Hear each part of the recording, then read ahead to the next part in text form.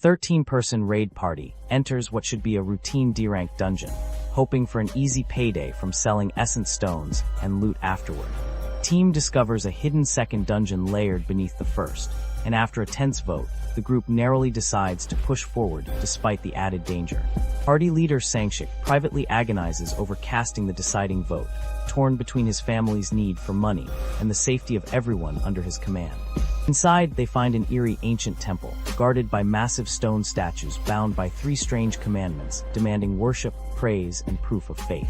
Statues suddenly awaken and slaughter several hunters instantly, revealing the dungeon is a deadly trap far beyond anything a D-rank team should ever face. Among them is Jinwoo Sung, mocked as the weakest hunter alive, who lives in poverty and can barely afford basic gear despite risking his life on every raid. Jinwoo deduces the statues only attack those standing tall. Correctly guessing the first commandment requires everyone to physically bow before the towering idol. Group narrowly survives the second trial by improvising makeshift prayers, buying themselves just enough time before the statues begin moving again. Jinwoo notices the temple's musical statues never attack, guiding the panicked survivors to safety just as the room descends into total chaos. In the brutal final trial, the group is forced to sacrifice something precious to escape, and most of the remaining hunters are killed one after another. Badly wounded and left for dead, Jinwoo stays behind alone so the others can escape, accepting what seems like certain death with surprising peace. One dying survivor lashes out bitterly at Jinwoo for leading them into the dungeon, blaming him entirely for the deaths of everyone who didn't make it out. Jinwoo wakes up in a hospital, shocked to learn he was the only one found at the scene, with the entire temple and its statues having mysteriously vanished. Investigators suspect Jinwoo may have undergone a rare second awakening, but a scan shows no change to his hunter rank at all, leaving the mystery unsolved. Jinwoo's mother worries constantly over his repeated injuries, while his sister Jinna half-jokingly threatens to quit school and get a job to make him stop hunting. Back home, Jinwoo discovers a strange, invisible interface only he can see, offering him daily quests, stat points, and rewards like a video game system. Skeptical at first, Jinwoo completes his very first daily quest and instantly feels fully healed, convincing him the mysterious system is genuinely real. The reward from the system sends Jinwoo into an instance dungeon, a private pocket world where he must fight and survive completely alone with no help. As Jinwoo trains obsessively, his physical strength and speed grow at an inhuman rate, though he keeps the bizarre system a secret from his family. Terrified but determined, Jinwoo forces himself to fight through waves of monsters, discovering that real combat levels him up far faster than any daily quest. Jinwoo realizes the strange rules of his system follow game logic rather than real-world logic, meaning even low-ranked dungeons can hide much greater danger. Jinwoo defeats the dungeon's boss and narrowly survives, earning a massive amount of experience and confirming that his growth has no apparent limit. Reflecting on his years of being mocked as worthless, Jinwoo vows never to stop growing stronger, refusing to accept being weak ever again. Out in the real world, Jinwoo stumbles into a chaotic dungeon break, where a stubborn golem is overwhelming a struggling, mismatched hunter squad. Using an old, broken sword as an improvised weapon, Jinwoo lands a single decisive throw that instantly shatters the golem's supposedly impenetrable shield. As his body transforms with new muscle and height from constant leveling, even hospital staff and his own sister barely recognize the once frail Jinwoo anymore. Choosing to keep his abilities hidden, Jinwoo quietly signs on as a temporary hunter for a shady independent strike team looking to fill their raid quota. During the raid, Jinwoo befriends fellow temp hunter Jinho Yu, a wealthy but earnest young man determined to prove himself despite his low rank. The party clears a dark, insect-infested tunnel with surprising teamwork, though Jinwoo quietly senses something far more dangerous still lurking nearby. After the team stumbles onto a massive vein of valuable mana crystals, their greedy boss betrays Jinwoo and Jinho, sealing them inside the dungeon with a sleeping boss monster. Realizing the betrayal, Jinwoo vows to protect Jinho no matter what, promising the terrified younger hunter he'll find a way for them both to survive. Jinwoo single-handedly slays the giant spider boss far above his supposed rank, stunning Jinho and revealing just how powerful he's secretly become. Impressed and grateful, Jinho begs Jinwoo to help him rack up enough raid experience to become a licensed guildmaster for his family's construction company. Jinho reveals his father plans to launch a corporate hunting guild, hoping to recruit an S-rank leader, while positioning his brother as vice president instead of him. A new hidden quest grants Jinwoo access to the demon's castle, an S-rank dungeon rumored to contain a magical elixir capable of curing any illness. Hoping the legendary elixir could save his comatose mother, Jinwoo resolves to attempt the S-rank dungeon despite knowing its legs beyond his current strength. Jinwoo battles a monstrous castle guardian far above his level, barely escaping with his life, using a stockpiled teleportation stone at the last possible second.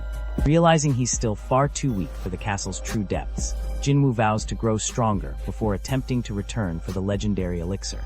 Jinwoo agrees to a secretive two-man raiding partnership with Jinho, using hired temp hunters to meet legal quotas, while they quietly do all the real fighting.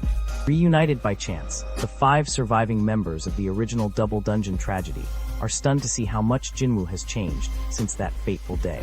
Killer Juhee Lee tearfully admits she never got the chance to properly apologize for abandoning Jinwoo, relieved beyond words to see him alive and well.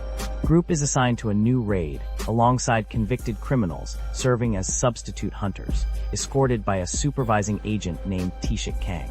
Songshik privately admits he's been meaning to properly apologize to Jinwoo since the tragedy, ashamed of how the survivors abandoned him that day. Deep in the dungeon, Kang reveals himself as a secret serial killer who murders fellow hunters for sport and has been hired to eliminate the criminal convicts. Kang brutally kills Jinho's mentor Sangshik and several others, savoring the violence and boasting about his rare, undetectable stealth assassin ability. Jinwoo intervenes and engages Kang in a fierce battle, revealing his own healing magic and combat skill, utterly bewildering the experienced killer. Kang taunts Jinwoo, insisting that hunters answer to no laws or ethics, and that only the strongest deserve to survive in a world reshaped by dungeons. After a brutal exchange, Jinwoo defeats and kills Taeshik Kang, ending his reign of terror and saving the remaining survivors from certain death. Jinwoo privately reflects that the stronger he becomes, the more he feels something changing inside him, unsettled by how easily he now takes a life. To protect his secret, Jinwoo lets Jinho publicly take credit for defeating Kang, while investigators remain deeply suspicious about what truly happened. The Hunter Association official privately warns Jinwoo that the powerful S-rank hunter Dongsuk Hwang may now be hunting him for revenge over his brother's earlier death. Determined to survive whatever comes next, Jinwoo continues his secret partnership with Jinho, quietly buying up C-rank gate rights to fuel his own training. White Tiger Guild scout Jikal An discovers Jinwoo's secret abilities firsthand, and rather than exposing him, strikes a quiet trust-based alliance with him instead. Jinwoo cleverly manipulates a rival guild into overpaying for gate rights, embarrassing Jinho's father's business, while funding his own operation even further. A new optional quest, unusual for giving Jinwoo time to prepare, opens the door to what he suspects will be a critical, class-defining trial ahead. Entering the mysterious trial, Jinwoo finds his usual potions and healing abilities disabled, forcing him to survive purely on raw combat skill alone. He battles a gauntlet of enemies built to counter each of his strengths, including an armored knight, a stealthy assassin, and a spellcasting maid. Guild President Yujin Han grows suspicious of Jinho's secretive dealings, unaware his own son is quietly working alongside an extraordinarily powerful hunter. Jinwoo realizes each type of enemy demands a different stat to overcome, forcing him to fight smarter rather than simply relying on brute strength alone. After clearing the gauntlet, Jinwoo enters an ominous throne room and comes face to face with Knight Commander Igris the Bloodred, an overwhelmingly powerful guardian. Igris effortlessly overpowers Jinwoo's early attacks, cutting through stone pillars with ease and proving to be a far greater threat than anything he's faced before. Two clash in a brutal, nearly even duel, with Jinwoo barely edging out victory through sheer improvisation and refusal to give up no matter the cost. Elsewhere, guild leader Yujin Han prepares to personally return to the infamous Jeju Island, the site of a past catastrophic raid he's never stopped grieving over. Han confides that the third raid on Jeju Island never really ended for him personally, admitting the battle still feels like it's ongoing inside his mind. Jinwoo admits the win felt more like a lucky fluke than a true victory, having been outmatched by Igris in ability, technique, and raw experience. Jinwoo earns his first S-rank piece of gear from the fight, along with a mysterious relic called the Ruler's Handstone, whose true power remains unknown to him. Just as he thinks the trial is over, an endless wave of enemies begins pouring in, forcing Jinwoo into a desperate, seemingly unwinnable battle of attrition.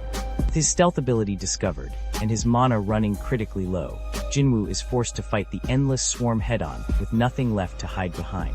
Pushed completely past his limits, and refusing to accept defeat, Jinwoo fights on with nothing left but sheer willpower as his body nears total collapse. Just as all hope seems lost, the trial abruptly ends, revealing it was designed as a brutal but survivable test rather than a true fight to the death. Jinwoo wakes safely afterward, reflecting that no amount of suffering will stop him now, that he understands how much stronger every battle makes him. As the season closes, Han's expedition finally reaches the shores of Jeju Island, setting the stage for a confrontation tied deeply to the world's greatest tragedy.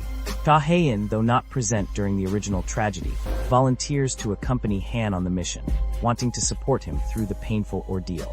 A mana signature is detected rising from the water near the island, and the crew begins bringing up live camera feeds to investigate the strange source. Days later, while assisting Jinho's team against a horde of summoning mages, Jinwoo realizes the true threat lies with the spellcasters, not their conjured knights. Jinwoo systematically hunts down each summoning mage first, quickly realizing their conjured golem and knights are far weaker without their masters directing them. After clearing every enemy, Jinwoo's long-awaited class change quest finally completes, revealing an unexpected and unheard-of new identity for him. To his shock, Jinwoo is revealed as a necromancer, a magic-based summoner class that seems to completely contradict his melee, assassin fighting style. Initially hesitant and confused by the strange new class, Jinwoo considers declining the change entirely before realizing it may already be inevitable. Jinwoo reasons that if his class scales the same way his stats do, his summoned shadow army should only keep growing more powerful as he levels up further. Jinwoo tests his strange new ability, discovering he can extract the souls of the defeated and command them as loyal, obedient shadow soldiers. Realizing extraction depends on a fallen enemy's strength, Jinwoo understands that defeating truly powerful foes could grant him equally powerful shadow soldiers. Testing his limits, Jinwoo casually resurrects a batch of ordinary soldier shadows first, immediately dismissing them once he confirms the skill works as intended. In a stunning final gesture, Jinwoo turns toward the defeated knight commander Igris, wondering if even a boss of that caliber could be brought under his control. Igris rises again under Jinwoo's command, transformed from a nearly unbeatable enemy into an incredibly powerful ally, now bound to his will. The narration reflects that new hunters continue awakening every day around the world, unaware of just how far beyond them Jinwoo has already grown. The season ends on an unsettling note, with a stunned member of Han's crew reacting in shock and tears to something horrifying discovered on the island.